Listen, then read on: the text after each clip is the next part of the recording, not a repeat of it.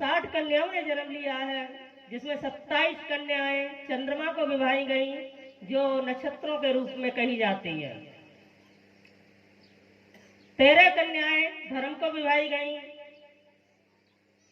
2 कन्याएं अंग्रा को, 2 कन्या भूतों को, 2 ताक्षर कश्यप को और 10 कन्या धर्म को विभाई गई थी। इन्हीं 60 कन्याओं में से सारे त्रिलोकी की सृष्टि का सृजन हुआ है। जल चर थल चर कीट पतंगा पशु पक्षी पर्वत पेड़ नदियां तालाब जो भी हम आप हैं सभी इन्हीं की सृष्टि है, इन्हीं की सृष्टि है।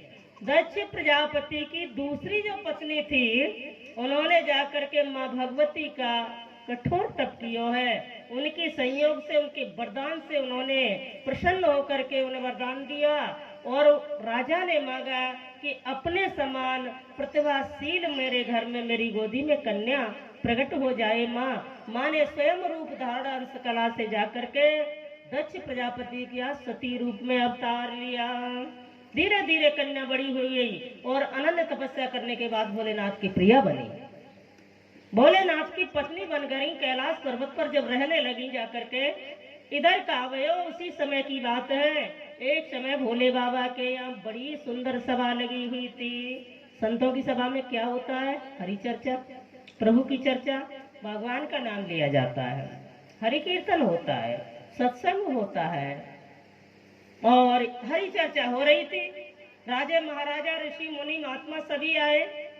उसी समय दक्ष प्रजापति राजा था कनखल नगरी का, वो भी पधारा अपनी फौज के साथ में, सहयोगियों के साथ में। सभी उठ करके खड़े हो गए, क्योंकि राजा है, राजा बड़ा होता है।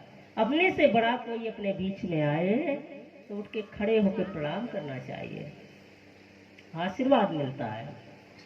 दक्ष प्रजापति राजा है, भोलेनाथ ध्यान मगन थे, भगवान की कथा कह रहे थे, आनंद ले रहे थे। उन्हें नहीं पता कौन आ रहा है कौन नहीं आ रहा है। वो उठ के खड़े नहीं हुए, ध्यान अवस्था में जान नहीं पाया या उठे नहीं या विधान नहीं था। लेकिन भयो क्या कि दक्ष प्रजापति ने जैसे ही देखा, वो एक शमशान घाट में रहने वाला, इसको मैंने अपनी सर्वांग सुंदरी कन्या दे दी, ये मेरा दामाद है, मुझसे छोटा भी है, और एक शमशान घाट में रहने वाला फकीर, इसके रिश्ते नाते कोई होते तो और सम्मान जानता। आज मैं एक राजा हूँ, इसका सुसर हूँ पिता तुल्य, फिर भी उठ के खड़ा नहीं हुआ। शंकर, इतनी तुम्हारी उदंडता अच्छी बात नहीं है। जाओ, मैं तुम्हें श्राप देता हूँ।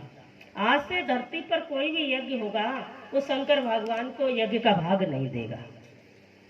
किसने दिया? दक्ष प्रजापति ने। और इतना ही नहीं, अनेकों प्रकार से श्राप दे डाले, लेकिन भोले बाबा को कोई फर्क नहीं पड़ा, चुपचाप बैठे रहे। जब चुपचाप बैठे रहे तो उनके सारथी जो थे नंदी इत्यादि भूत प्रेतगण, उनको ये बात जमी नहीं। अपने गुरु की, अपने बड़े की, अपने सम्मान की यदि बुराई होती है तो या तो उसको रोकने की क्षमता होनी चाहिए, अन्यथा वहां से चले जाओ। आज उसी वक्त क्या हुआ कि जाकर के उन्होंने, रुका नहीं गया ये अपमान सुन करके, तो एक दूसरे को श्राप देने लगे।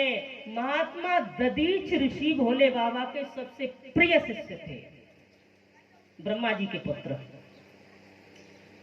परम ज्ञानी भोले बाबा भी बिना संत के अकेले नहीं बैठते हैं। और हमको घर में, गली में, जीवन में बुलाने से यदि संत आने का अवसर भी मिल जाए जीवन में, तो हम उनसे लाभ नहीं लेना चाहते हैं। बड़े भाग्य, सौभाग्य से आपके घर में ये बड़ा उत्तम कार्य हो रहा है, ये बहुत बड़ा कार्य है। तो आइए, महात्मा दधीच ऋषि इत्यादि का संकेत पाकर के नंदीश्वर भगवान ने श्राप दिया। हे ब्राह्मण देवता, तुमने मेरे आराध्य देव भगवान भोलेनाथ का अपमान किया है, तुमने उनको श्राप दिया है, ये मैं हरगिज बर्दाश्त नहीं कर सकता। जाओ, मैं तुम्हें श्राप देता हूँ। ब्राह्मण, तेरी एक गलती के कारण सारी ब्राह्मण जाति बदनाम होगी और तुम कितना भी सम्मान पाओगे, फिर भी तुम्हारे अंदर घमंड अहंकार कभी कम नहीं होगा। और तुम कितना भी कमाओगे फिर भी तुम्हारे घर में जरूरतें पूरी नहीं होंगी। लक्ष्मी सदैव के लिए तुमसे दूर रहेगी। बहुत सारे ऐसे, और तुम कितना भी तपस्या करना लेकिन तुम्हें कलंक जरूर लगेंगे जीवन में, अभिशाप तुम्हें जरूर लगेगा। ये सब भोले बाबा की उसका श्राप था। और श्राप जब दे दिया, आज दोनों तरफ से श्राप की मारामारी होने लगी। दक्ष प्रजापति वापस लौट गए। कुछ समय व्यतीत हुआ। उन्होंने सोचा कि सबसे पहले यज्ञ मैं ही कर लेता हूँ, सबसे पहले यज्ञ मैं ही कर लेता हूँ।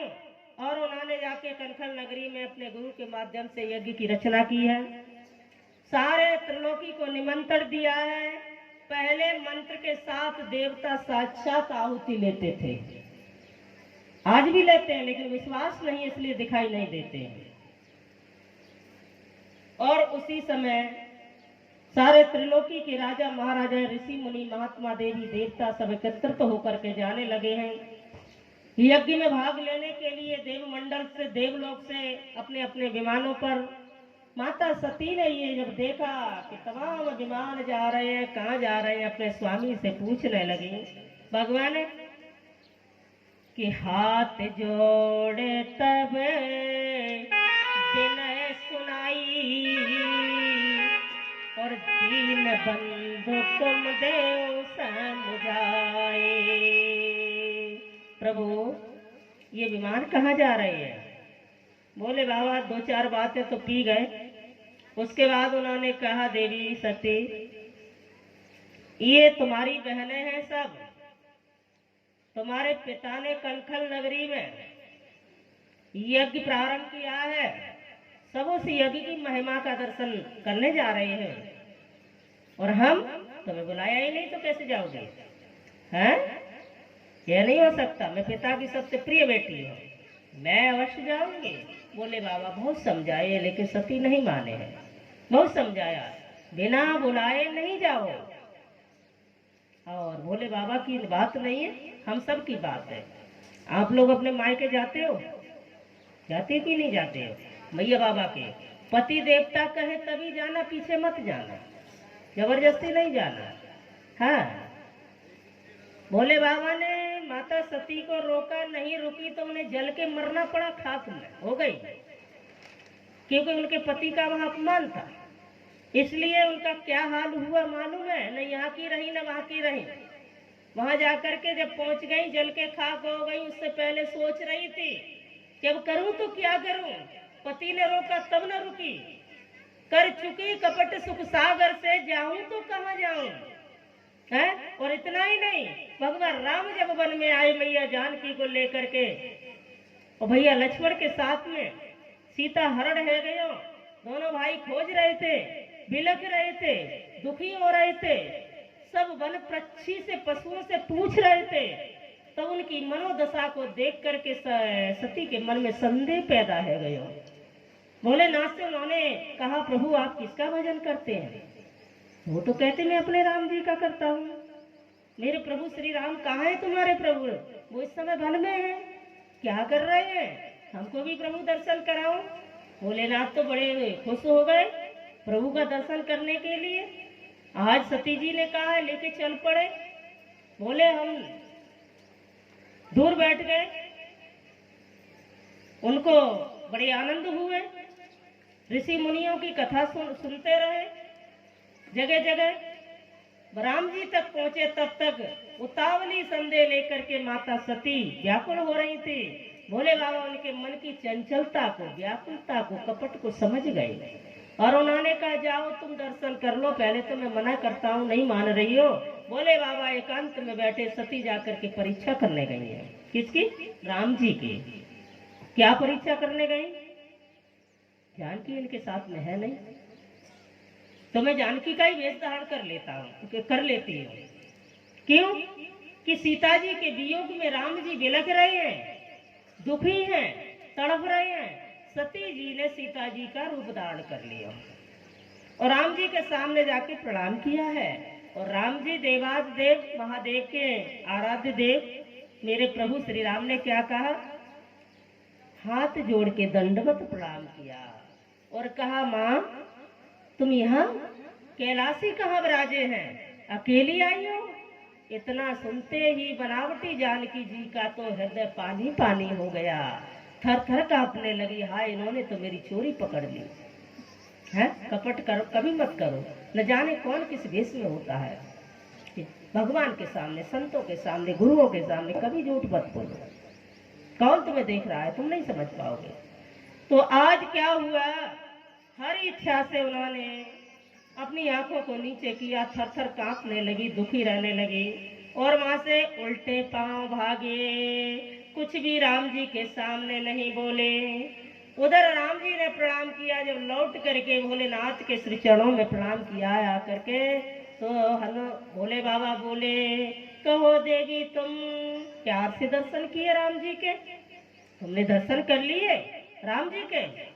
तो सती जी ने एक गलती तो की, जिद करके कही। दूसरी गलती की, पति की बात नहीं माने। तीसरी गलती की, जानकी जी का भेष बनाया। लेकिन चौथी गलती कर दी, भोले बाबा से झूठ बोल गई आकर के। क्या बोली कि कछु न परेचा कीन गुसाई और कीन प्रणाम तुम्हारी नाई, कीन प्रणाम तुम्हारी नाई। प्रभु, मैंने कोई परीक्षा नहीं की है, मैं तो तुम्हारी तरफ प्रणाम करके चली आई। अच्छा।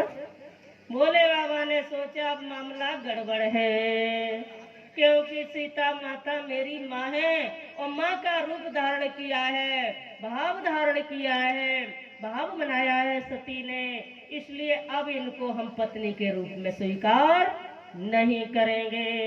आज से ये मेरी माँ है और माँ को उन्होंने रूप दे करके सोचा अब मैं बामांग तुम्हें स्थान नहीं दे सकता। भगवान भोलेनाथ तो समाधि लगा गए 87,000 वर्ष की है।